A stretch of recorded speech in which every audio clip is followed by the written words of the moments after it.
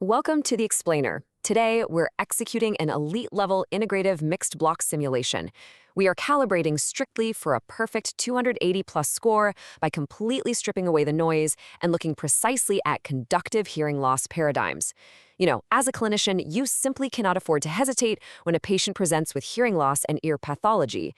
You need to rapidly distinguish between benign bony growths, aggressive erosive masses, and life-threatening infections.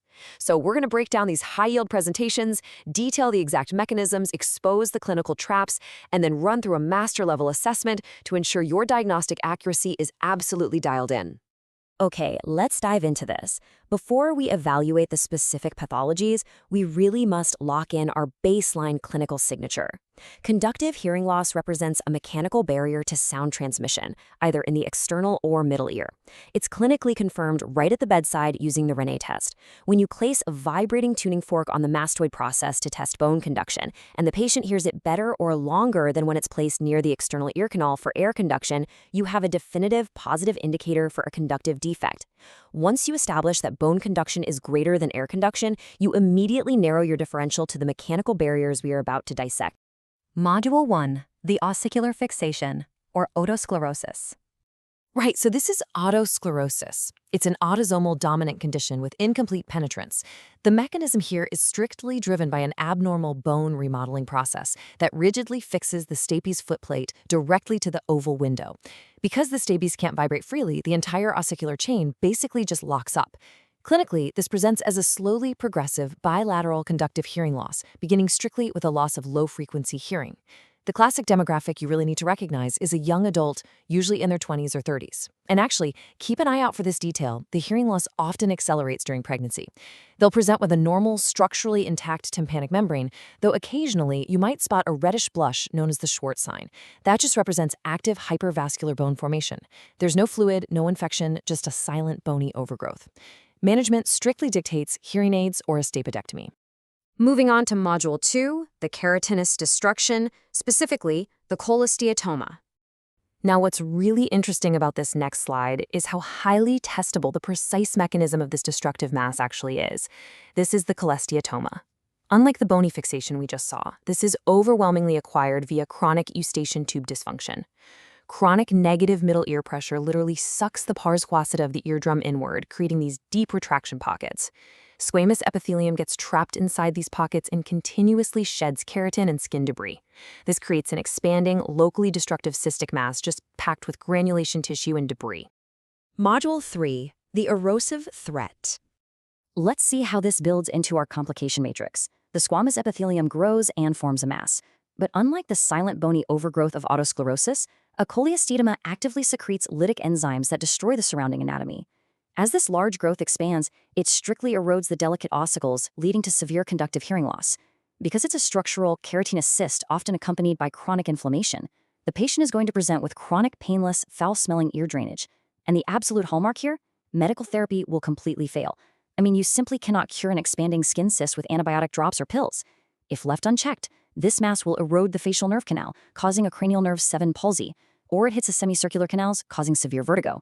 The absolute medical mandate is tympanomastoid surgery to completely eradicate the squamous cyst before it breaches the intracranial space. Let's put these two directly head-to-head to really highlight the stark, high-contrast visual differences. On otoscopy, otosclerosis presents with a completely clean canal and a structurally intact tympanic membrane. The problem is hidden entirely behind the eardrum at the stapes.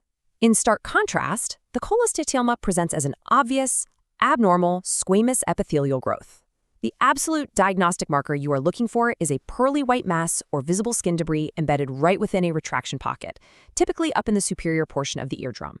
To ensure absolute diagnostic clarity, we need to isolate these markers and introduce one more severe pathology into our variance box.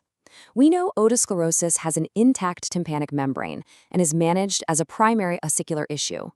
We know the cholesteatoma has a retraction pocket with a pearly mass and universally fails antibiotic therapy. But what if the patient has severe ear pain, especially at night, an edematous external canal, and purulent drainage, alongside a history of diabetes? Well, that is malignant otitis externa, which is driven by Pseudomonas aeruginosa.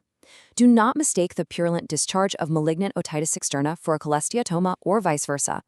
Malignant otitis externa requires emergent IV ciprofloxacin. You must keep these clinical paradigms strictly separated in your mind. The master case, testing the nuance.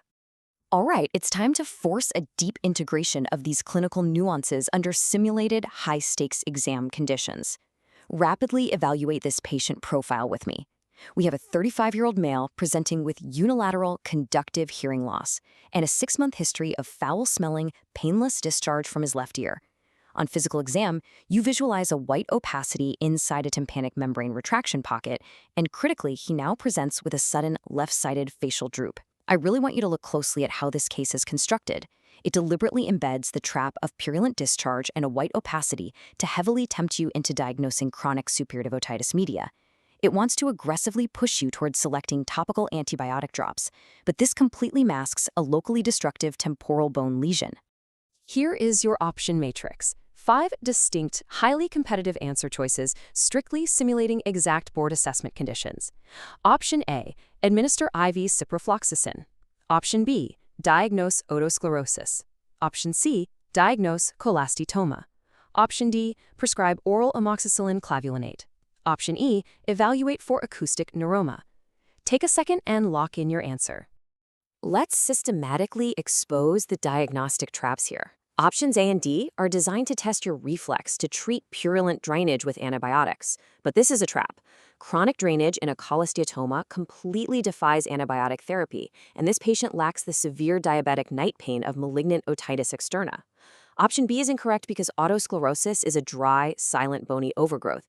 It entirely lacks drainage, retraction pockets, or facial nerve involvement.